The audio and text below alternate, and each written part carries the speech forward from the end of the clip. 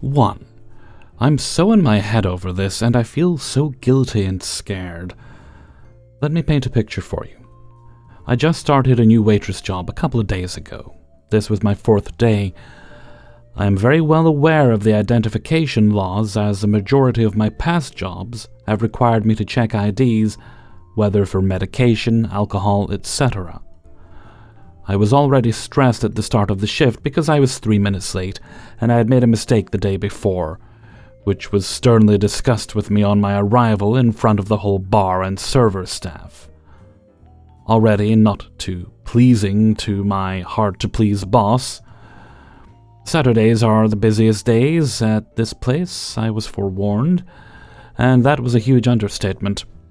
I didn't stop moving from 1 p.m. to 9 p.m.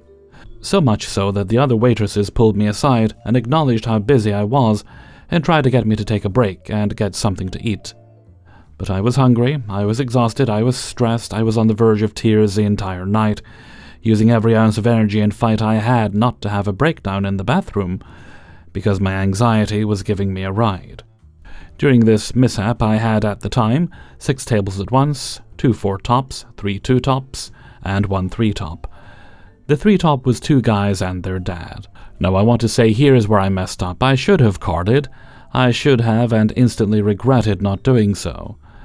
The guys did look young, and I should have just asked for goddamn ID.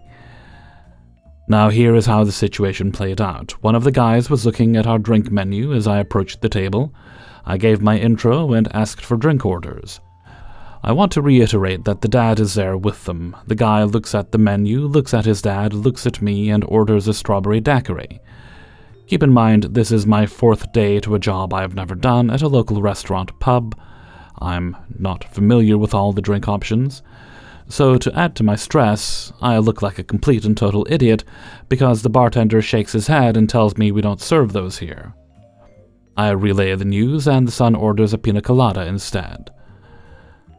I come back with the drinks and attend to my other tables, one of which was not having a good experience, unrelated to me personally, but was taking their frustrations out on me.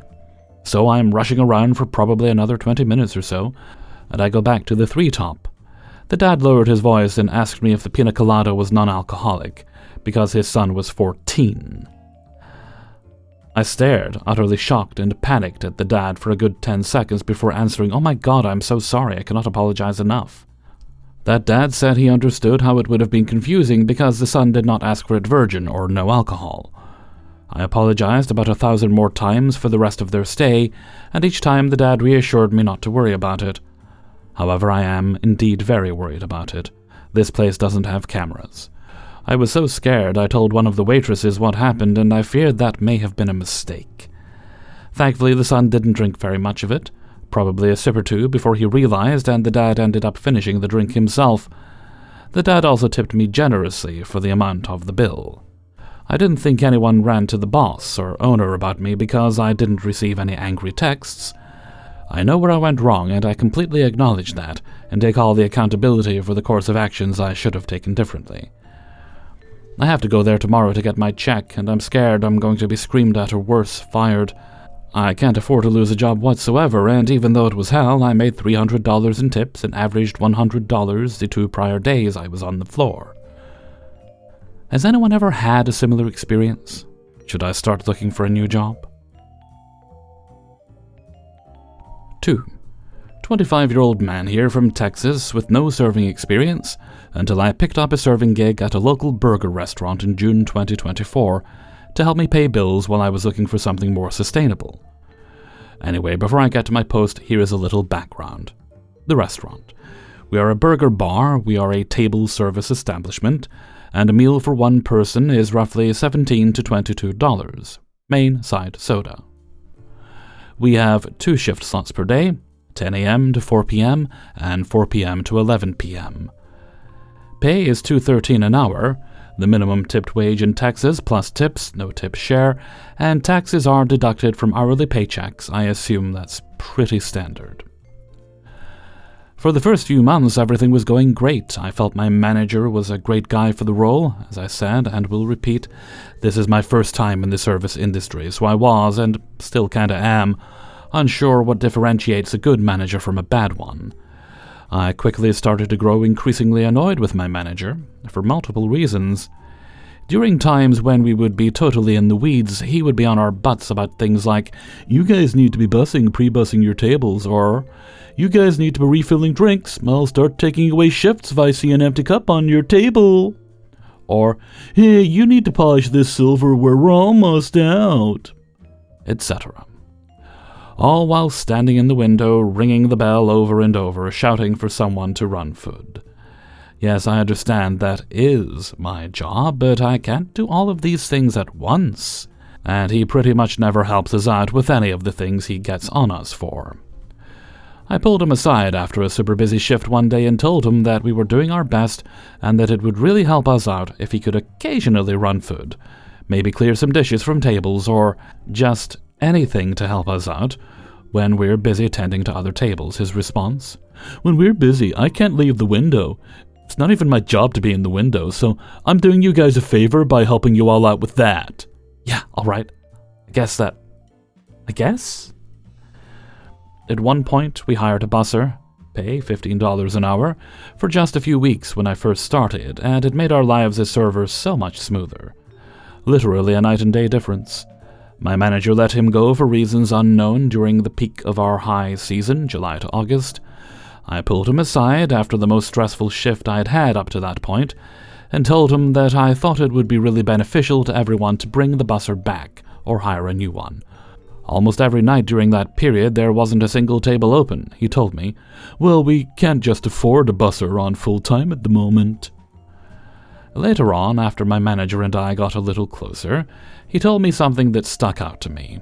The more money he spends on the restaurant, whether that be for new cups, plates, or repairs, etc., the less of a bonus he gets at the end of the year. So it made me think, were we really not able to afford a busser, or is he really just trying to milk his bonus as much as he can? It's definitely that one. He gets on our butts so much about drink refills, but when the owners tasked him to replace our cups, he got ones that were 3 to 5 ounces smaller than the ones we originally had. Probably because they were cheaper. Now, people are going through their drinks way quicker, and the need for refills has multiplied. Maybe I'm wrong about that, but if I had to put money on it, I don't think I'd lose. The last 2 months have been our slow season, and what was an average $175 per shift has gone down to plus or minus $60. One thing I've noticed is over the last couple of months is that he keeps sliding in all these new tasks and expectations into our side work and closing duties that weren't ever expected of us before. Now all of a sudden we're expected to rinse and wash the dustpans every night, rinse out the trash cans each night, mop a different section every night, clean the windows each night, and other mundane tasks that weren't expected before. I know that's all small, simple stuff, but the more he adds to the list, the longer it takes to get out once you're cut. For me, after a slow shift, making bad money, the last thing I want to do is all of that on top of what's already expected of me. Here's the straw that broke the camel's back, for me at least, and persuaded me to seek your opinions here. He now wants us to clean the bathrooms each shift, twice per day. I'm sorry, but no, that's not my job, nor was it ever my job, and when I'm closing lunch or dinner, I don't want to be the guy that assigns one of my co-workers to do that. We used to have someone to do that, and apparently we don't anymore. At the end of the day, I just find it annoying that he keeps adding more and more tasks to our list when there is absolutely zero incentive or bonus for us to do them. Again, I have no prior serving experience, so I'm not sure if this is common, but I honestly feel like my co-workers and I are being taken advantage of to an extent. I feel like I'm valid in being annoyed that we're being paid the bare minimum while filling the roles of not only the server, but the runner, busser, and now the janitor. Not only that, but adding all these new expectations when we're making the least amount of money this time of year genuinely frustrates me. I just want to know, am I in the wrong for feeling this way? Am I being a little bitch? I would love to hear your opinions. Edit. The manager above is our GM. On January 1st, we swapped our non-GM, who I had no issues with a manager from another location, who has been absolutely amazing. When we're busy, she will greet tables for us, get their drink order, or even send their order in and transfer it to us if we're busy with other tables. We won't even have to ask her for help. When we need it, she'll just do it. Every time she helps me out in the slightest, I pull her aside to thank her, and she always tells me that her main priority is to make sure we're all good. That to me is a manager that goes above and beyond for the staff and company. She's an absolute godsend. But unfortunately, the GM is still the boss and shot caller and decision maker at the end of the day. Hellfreezer's note, you've got to get a look at your employee handbook, find out what your actual duties are, and only do them. Maybe get in contact with HR to clarify your position on a few things. If it's not in your job description to clean the bathrooms, then don't be doing it. It could be in there. When I worked retail, we were occasionally required to clean the bathrooms because they were too cheap to hire a cleaner. But as I saw someone mention in the Reddit comments, they're having you do non-tipped work when you're on tip pay, and that does sound very, very shady. So, yeah. But document everything. Make sure you keep a note of any transgressions, gather any proof you can. Then when it's time to get another job, drop them in it. Unless you're lucky enough that they get promoted out of sight and you get a better GM. 3. You know, this is going to be a fun story when it involves customers and closing. This happened a while ago, so I don't entirely remember all the details, but I remember all the important details.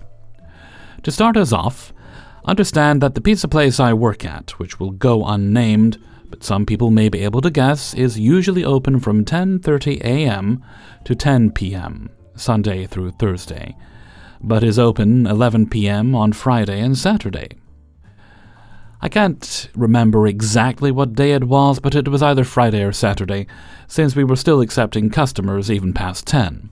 I'm in the back, cleaning dishes. I have actually had a fairly good day this day, and most of the dishes are taken care of. Around 10:15 or so, someone opens the front door and asks if we're open. Dumbest question in the world. It's written on the door itself.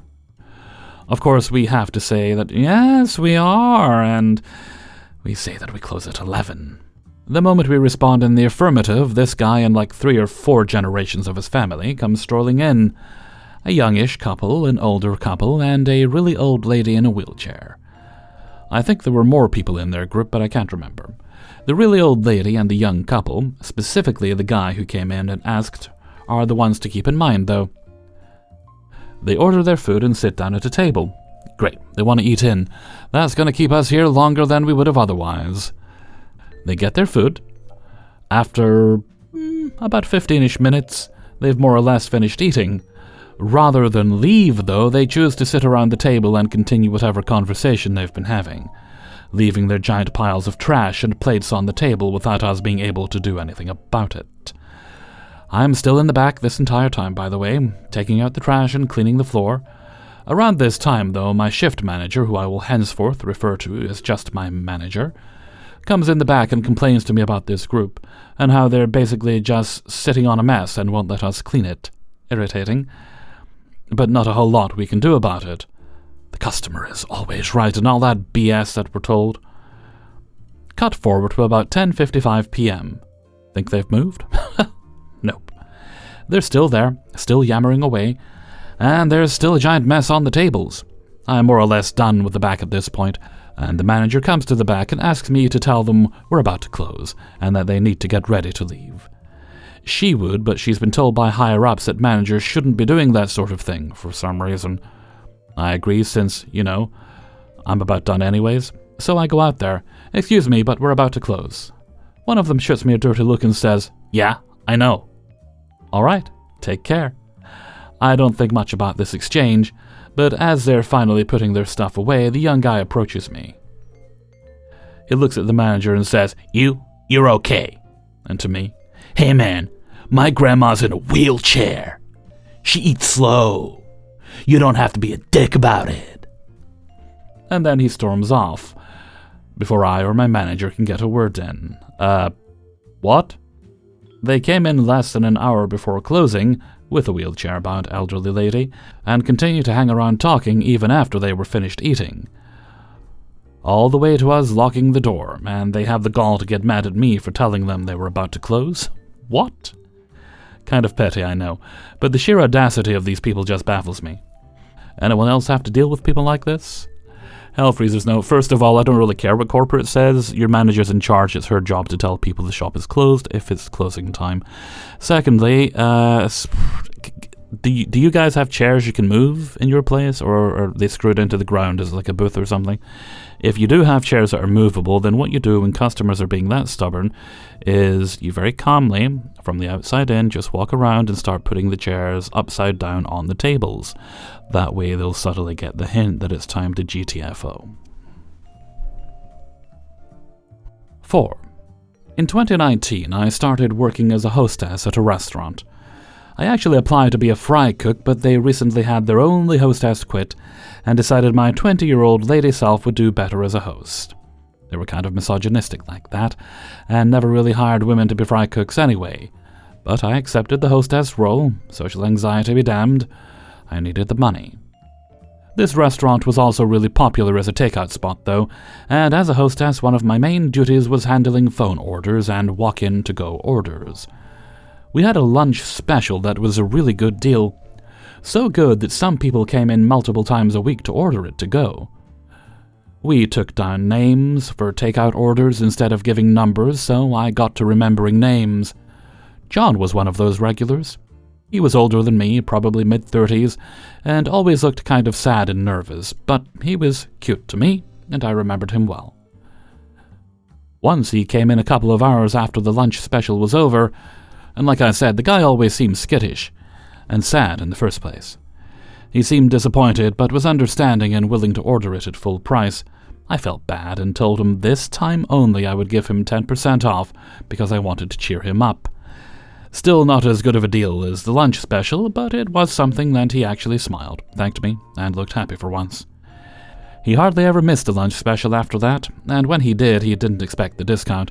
I told him it was one time. Whenever he came in, I would already start typing his name and punching in his order, and just wait to confirm he wanted the usual before sending it to the kitchen and taking his payment. When it came out, I would call, "Order for John," and he would come grab it and thank me, smiling. COVID happened, and we didn't see a lot of our regulars like we used to. We were takeout only at that point, but even some of our takeout regulars weren't going to like that. And with masks it was harder to recognize regulars.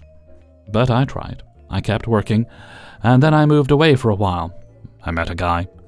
After a few months I ended up moving back. I brought the guy with me. When I came back to my restaurant, I was unsure of my knowledge of regulars. It had been too long, and plus I was in love now. Clouded the brain. Don't it just... So, when I saw people I'd seen probably 100 times before, I still asked them to confirm everything. Except for John. I kept pre-typing everything in for him and continuing my process, same as before. He would still smile at me as I passed the order over and calling out "Order for John." I felt like maybe I hadn't completely lost my knack, since I still remembered John. I stayed at that restaurant long enough to where eventually they made me a manager. I was in the kitchen 90% of the time, actually doing things like working the fryer, which I had applied for all those years ago. One day, we were short a hostess and I, as a manager, had to fill in. I was feeling especially self-conscious, doubting myself, since I wasn't front of house as often as I was before. So when he came in, I did my usual and started pre-typing everything. He came up to the host stand, smiling. He mentioned not seeing me in a while. I explained and he congratulated me on the promotion, saying I deserved it. I thanked him, read back his regular order, and asked to confirm, "And it's for John, right?" He was still smiling when he said to me, "Actually, my name's Chris, but I know sometimes I look like John." What the hell? I called him the wrong name for years. Who is John? He knows John? Was he trolling me? I 100% knew it was the same guy I'd been calling John for years, but there's no doubt in my mind. I moved away shortly after, for reasons not just because I was terribly embarrassed, and never saw him again. 5. So a little backstory. Firstly, I'm the bartender at a hotel bar that also serves food. On the weekends, it's just me and a server. We share most of the responsibilities, take care of the customers together, and split tips. Second, I don't like lying, so if I haven't personally tried something, I won't just say it's good. Third, when someone orders an old-fashioned, we ask what your preference of bourbon is, and then we just charge you for a double of your liquor choice. That's just the way we charge for it. This man came in Friday night, ordered some fries, which he said were too soggy and he didn't want them, and an old-fashioned. When he received his bill, he questioned the double bourbon charge, and we explained to him that's just the way we ring it up. He wasn't pleased and asked why we charged it like that, almost insinuating that we were, I don't know, lying, or trying to steal from him, or doing something shady. He paid for his drink begrudgingly and didn't tip. Needless to say, I was a bit nervous when he came back Saturday. He looks at our food menu. "What's good here?" "I like the flatbreads, the burgers, and the chicken wings." "How's the fish and chips?"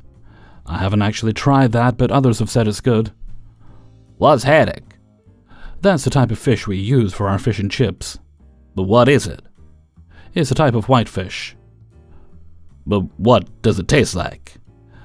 "I honestly don't eat fish, so I can't give you an opinion either way, but a lot of people like it." "Well, that's what I was gonna get, but now I don't know, so tell me some other things on the menu."